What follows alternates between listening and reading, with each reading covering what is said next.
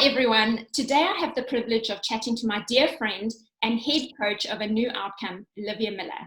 Hello Ollie, nice to have you today.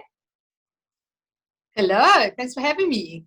I love chatting to you. It's always so insightful, so informative, so I'm looking forward to today. Thank you. I'm looking forward to today as well.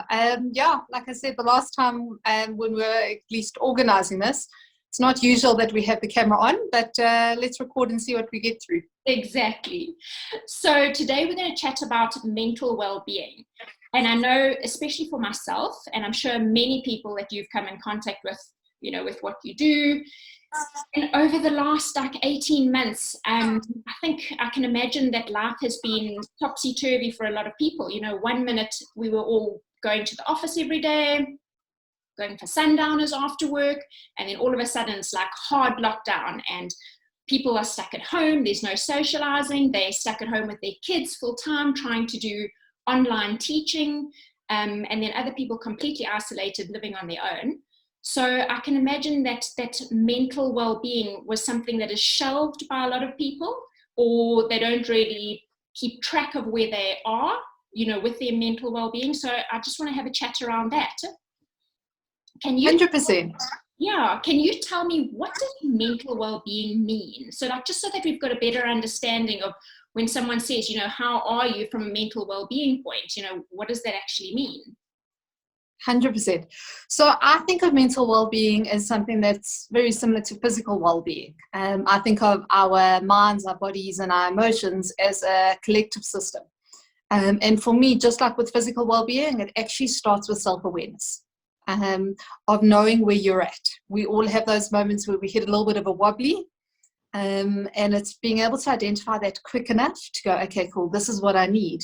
And then ideally having a toolbox that you can step into or tap into at least, to help you in those moments. So yes, for me, a mental well-being is 100% part of your overall well-being, and then being aware of when you hit a moment where you need some extra support, how to get that support. And that's not necessarily through speaking to someone like me.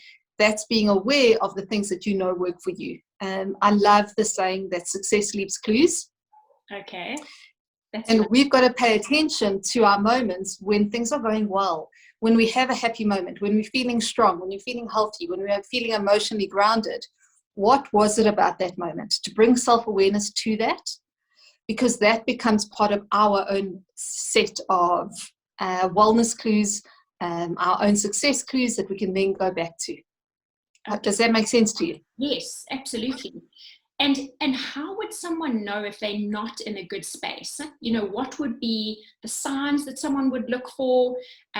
Because I think, you forget to look after yourself when you are in survival mode. You forget to check in with yourself. So what would be the clues that are left to say that someone's not necessarily in a good space? 100%.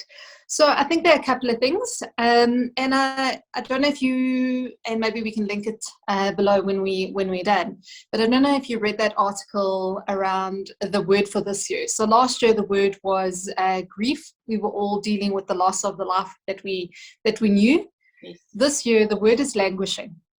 And that is what so many people are feeling. And for me, languishing is almost that lack of hope, the lack of the view of the future.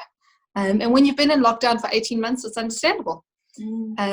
But with regards to being aware of when you are going through a moment, again, it's to bring attention to the moments where you feel like, yes, on an average day, I've run out of energy. I don't feel like getting out of bed. I'm short with the people that matter to me. I'm not showing up in the way I want to. I'm not present with those that I care about. And again, because our minds and bodies are a system, when you feel like you have no energy left, we always talk about there is physical tired, and then there's this tired that is beyond just resting. That drains. Those are all clues. Yes. Exactly. Those are 100% clues. So, okay. Yeah. And that's a good way to keep track of that, because I can imagine, with all the inconsistency, people must be feeling like that. I know, myself, I've definitely felt like that, because one minute if we're going back to that, being in COVID, then all of a sudden things start opening up. So now you kind of hit a little bit of normality, and then all of a sudden it's like lockdown again. So 100%. there's that inconsistency. It feels like you can't really plan for what's ahead, and then having to have to adapt again to getting back to the workplace as well. So, that's just from a work point, but there's so much around that from a personal point as well. And being able to keep track of where you are, I think is really important for people. 100%. And I think this is where this conversation is so important. So ideally today, I want to take you through a bit of a roadmap. I'm quite practical in the stuff that you can put in place. So you touched on it. Our brains need a sense of control, without a doubt.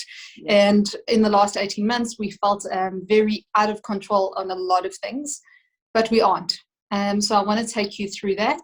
I also love the saying of going back to basics. Yes. There are certain things that we can put in place that will support us throughout. They're foundational. So we don't have to wait till the moments where we are battling with our mental or physical well-being. There are things we can put in place that will look after us. There's an incredible saying by the Navy SEALs, which is, you don't rise to the occasion, you fall to your level of training. And I absolutely love that, because there are things that we can put in place that become our training, so that when we have an incredibly stressful moment, we have something to fall back on. We don't have to rise to the occasion, especially when we are so taxed, so exhausted already. We can literally just fall back into what we know, follow the process, and keep moving forward. Absolutely. Thank you. I think I would really appreciate if you can go through that and just give us something to bench off, something to work through each day. Beautiful. And I love that you say each day, because I'm going to give you 6 things, but in understanding how human nature is, how our brains work, how behavior is driven, I'm going to suggest you take all 6, but you actually habit stack. So on day 1, I want you to focus on step 1. Then on day 2, I want you to focus on step 1 and 2. Day 3, 1, 2, 3. And slowly build at this, because once you've got all 6 in place, you've got that foundation that I've been referring to. Absolutely. And what do they say? It takes 21 days to build a habit. Huh? Yeah, 100%, except that it actually takes a little bit longer. Okay. So 21 days is for the stuff that we love. Yes. The stuff where we see immediate reward, then our brains and bodies want to continue with it. But not all habits get created that quickly, because while we know something is good for us, it doesn't immediately always feel that way. Yes, so 21 days at a minimum. Okay, good. That's where we'll start. Exactly, that's where we'll start.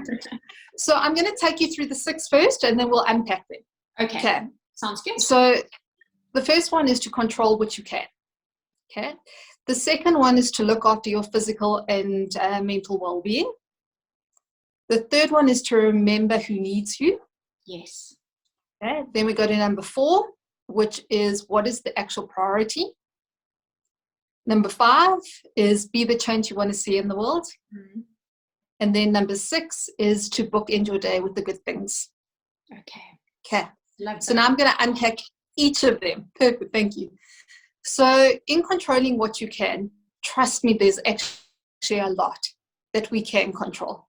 And there is a lot that feels out of control, absolutely. But there are very simple back to basic things we can do. For instance, when you sit down at your desk, at your laptop, at your dining room table, it doesn't matter.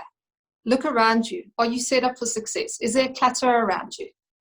Cleaning is one of the best ways to actually feel like you have a sense of control. If there is clutter actually adds to anxiety. So we're already anxious as it is. Let's take that noise out of the system. Okay. We can also control the amount of time we're spending on social media, because actually it's not a distraction. It's not there for the distraction value. What it does to us is, especially right now, there's so much negativity that's being fueled. And there's also the view of everyone else's life looking better than ours. So we can control how much time we're spending on in that space. How much time we're spending on WhatsApp groups that, again, maybe doom and gloom, maybe about ranting. No, mute those. Yes. Including if it's your family chat for a bit. So be it. That's okay. For sure, because, we are so easily influenced.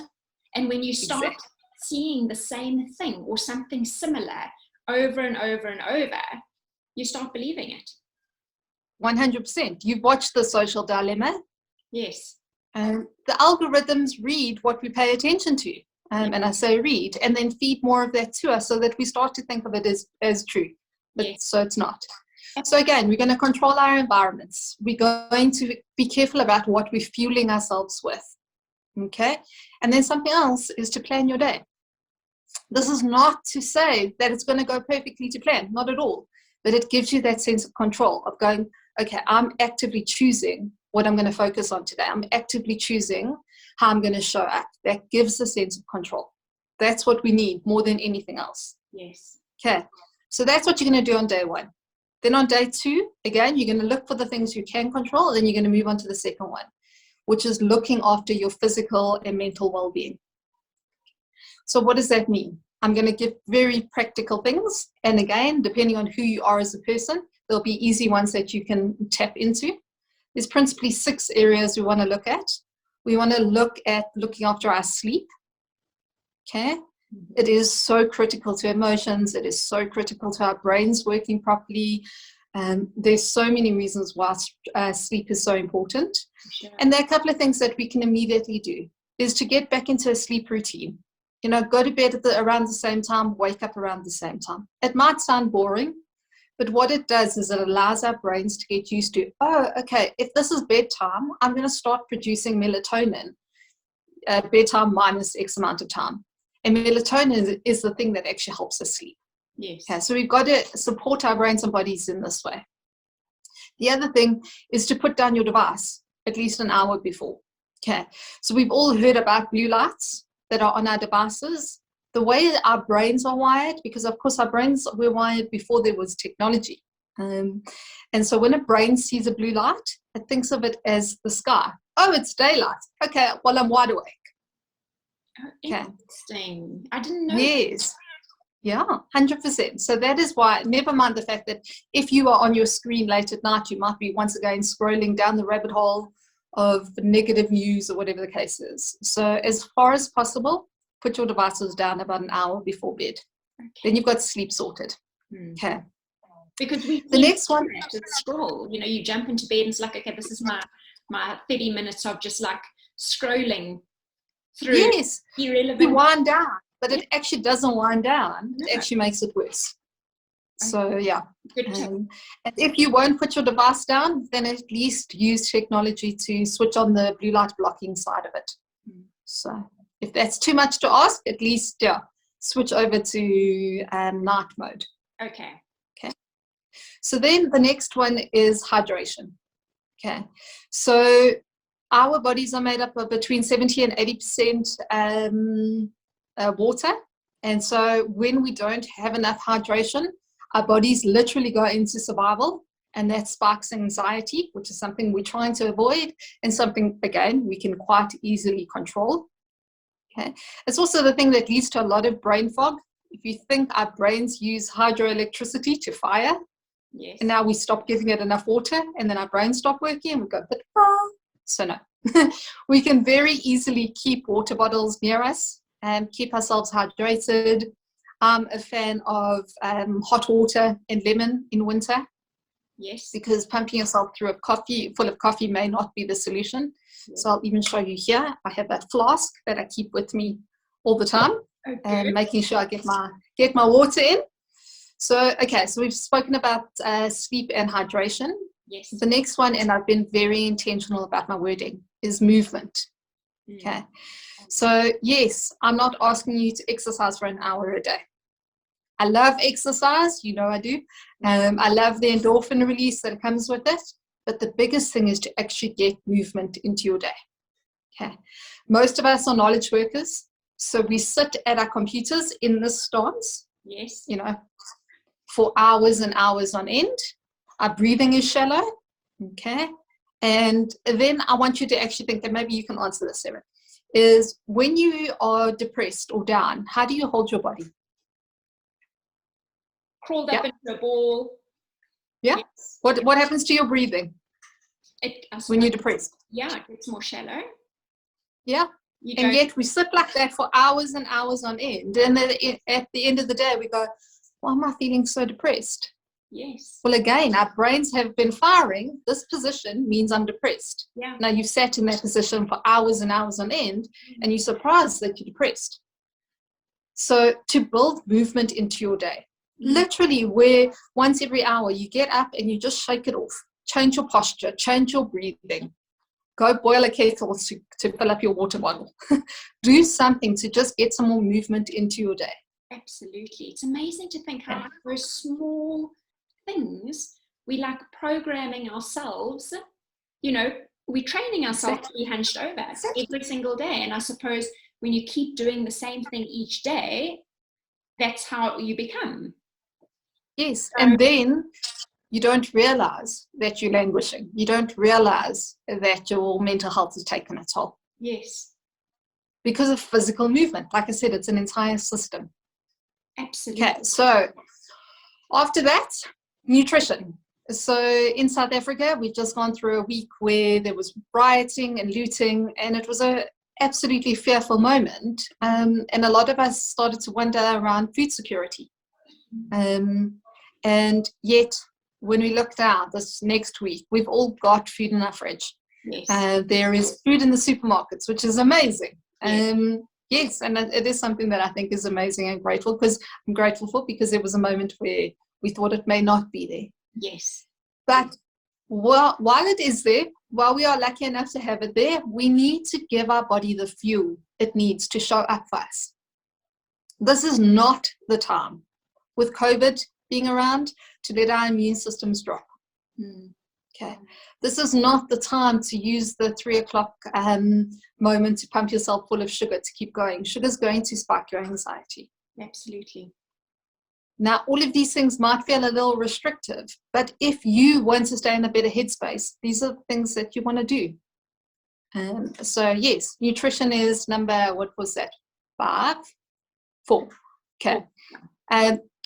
Then you're going to go get some vitamin D, sunshine. Okay. Sunshine literally makes us happy. Okay. So when you're taking those 2-minute breaks and you're going to go stretch it out, you're going to potentially go stand on your patio. If you can go for a walk, even better. Yeah. Take your water bottle with you, amazing. Okay. Vitamin D is also incredible, once again, for the immune system. Something that we need to make sure we're looking after. Yeah. Okay. Such small changes. And they're there in 100%. Exactly. Nothing that takes a huge amount of effort here. And then the last one is your breath. So do you know that one of the quickest ways to move you out of fight or flight, that stress response that we spend so much time in, but we actually should only be in it when we are actually under physical threat? One of the best and quickest ways to move out of that is to extend your exhale. Okay. What happens in the brain is, again, when we are stressed, we hyperventilate, or we breathe very shallow, or we stop breathing entirely. Okay, and that's a physiological response to stress. Nothing wrong with that if we're about to run away from that lion or fight that tiger. Okay, but most of us aren't doing that on an average day, fighting the lion or running away from the tiger. So what we want to do is we want to actively remember to extend our exhale. Okay, when you do that, the brain goes, oh wait, if Sarah can breathe out, maybe she's not under threat, and it's literally a switch. A literal release. It's one of the quickest ways. Yes. So like you said, these things are all so small. If you can take those 2-minute breaks, if you can shake it off and extend your exhale, you're building that foundation to put yourself in a better space, that when the truly stressful moment comes, you have the ability to cope with it. The system isn't so taxed that it actually can't cope. Yeah. Okay, cool. So you can see I'm very passionate about this. Sorry. Yeah, it's just small changes that we don't think about. That's exactly it. Okay, so let's say we're doing this on an average week. So Monday, you started to control what you can. Tuesday, you started to look after your health. Wednesday, now you're going, okay, I'm doing that, but I still don't feel like following through on the things that I need to follow through on. That's when I want you to raise the necessity of remembering who needs you. Who are you doing this for? Okay, for the parents out there, very quick and easy to tap into why your kids need you. Yes. But then I'm going to flip it on its head and go, kids, you and I, How do our parents need us? Why do our parents need us? They absolutely do. Yes. Okay.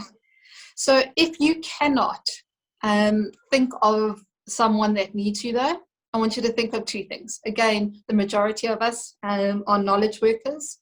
We have the ability to contribute to the economy wherever we are. And that's what South Africa needs right now, is the ability to rebuild this economy. Yes. So we are having such a positive effect when we are doing what we need to do to help solidify and rebuild our economy. And then the last one is, if none of that moves you, do it for your future self. That sounds really funny, but you need to do these things to make sure you have a better future for yourself. Yes. And going back to doing it for your kids. So I saw a little quote the other day, which said, you would die for your kids, right? But would you live healthy for them? Exactly. Oh, I love that. Yeah. Oh, absolutely love that. And when I read that, I thought, sure, how many times you hear of parents saying, I would do anything for my kids? Absolutely anything. Would you stay alive for them? Yeah. Exactly that. Would you make those small changes each day which make you healthier for them? And that's why I come back to what you said, is you put this stuff on the back burner when this stuff is critical. This is the most critical stuff you can do so that you can show up for the people you care about. Absolutely.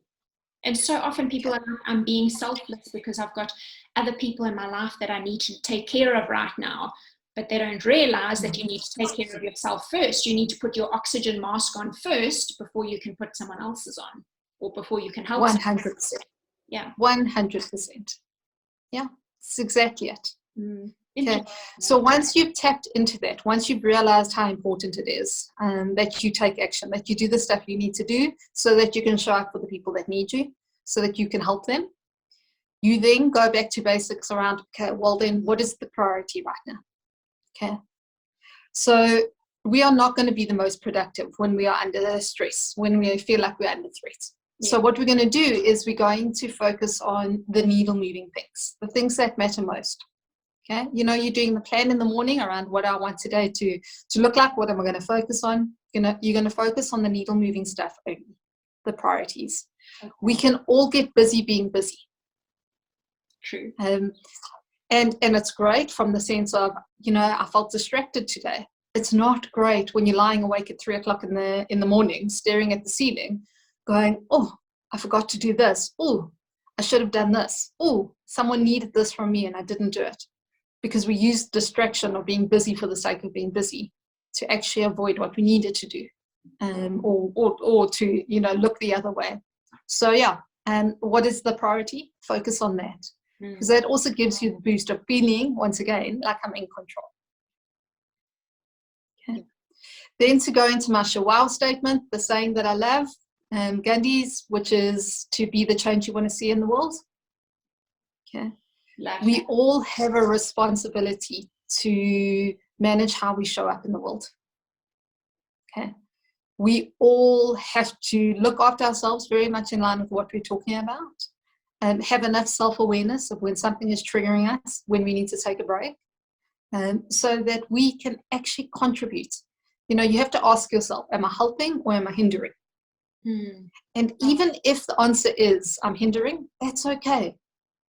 You have enough self-awareness to identify that. That's a win. Take it. And then because you know better, you get to do better. Okay, so I'm hindering. What am I going to do instead? Yeah. Plus, we all need to feel like we're contributing. Sorry, I spoke over you there. No, I was just saying that self-awareness is huge. It's everything. It's everything. And then the last one is to bookend your day.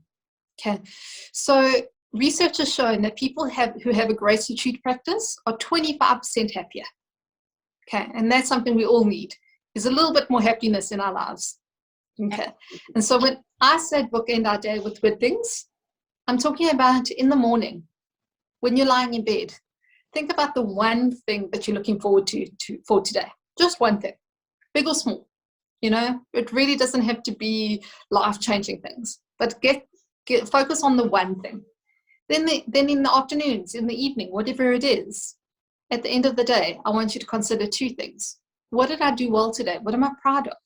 You don't have to share it with anyone else, but you want to actually feel like, okay, I'm making progress. And then, of course, what am I grateful for? Mm. And we can all have moments where we're like, I don't really have anything that I'm grateful for. Okay. I'm then going to challenge you to once again go back to basics. Yes. What are the things you're taking for granted that just last week we actually contemplated? You know, our physical safety, electricity, water, food, all of these things. A warm bed. Why are we not grateful for those? We should be. And they are so accessible. You know, that's the part to be grateful. It's like you want running water, you just open a tap. You walk to the tap. Yeah, 100%. They're accessible. And the point is, the point is that while this is a spiritual practice, yes, it doesn't have to be that for those that don't have a spiritual belief. It's not about that. What it does on a neuroscience level, within the brain, it starts to train the brain to look for the good, to look for the positive. And that's what we need, 100%. Of course, if you roll it back, that's going to help you be the change in the world. Yes. Okay. So those are the 6 quite tangible, I hope, steps that you can take. Absolutely. Like I said, that takes you to Saturday doing all 6. Sunday you can rest, and Monday you can go at it again. And it's actually really nice because, especially if you break it up into days of the week, there's like that memory of oh, today's Monday, this is what I'm concentrating on. And then Yes. hopefully getting to a point where, yes, you're conscious of that specific, like if it's day 2, you're focusing on day 2, but you're getting to a point where you're doing all 6 in one.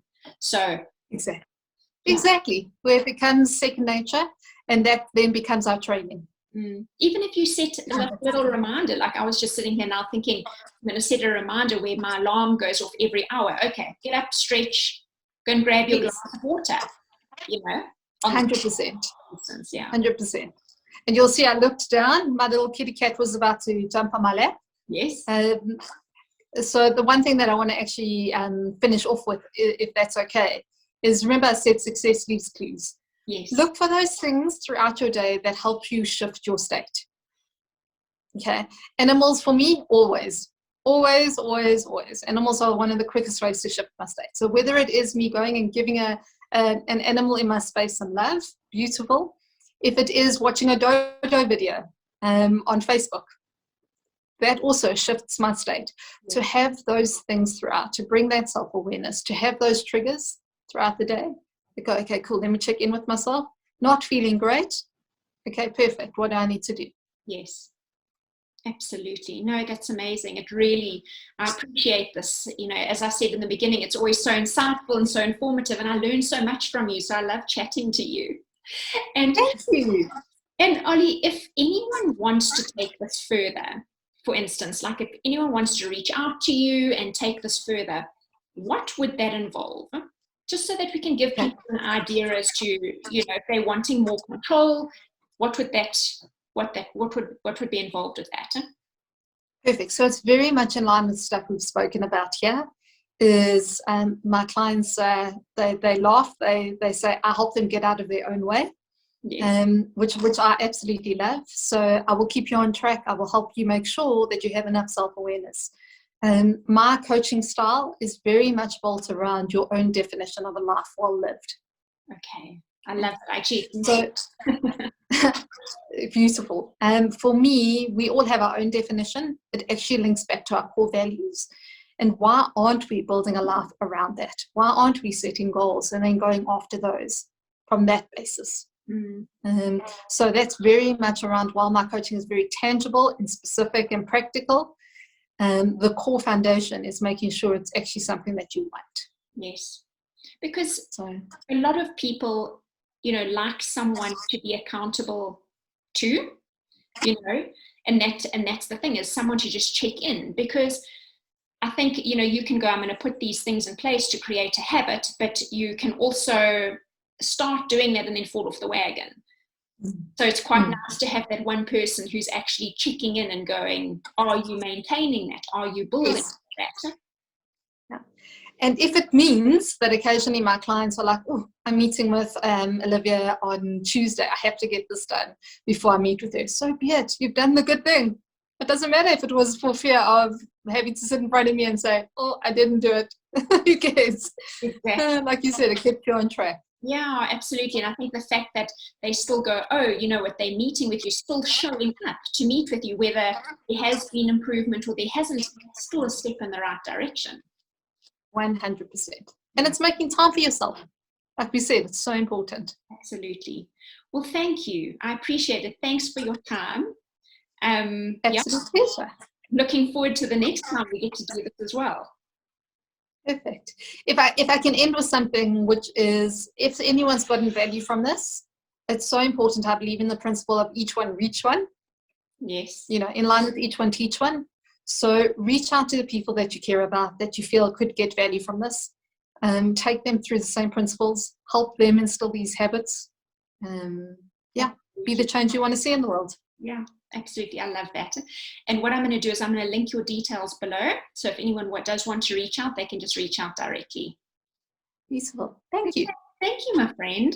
Appreciate it very much. Have a lovely Absolute pleasure. You too. Okay, chat soon. Yeah. Bye. Bye.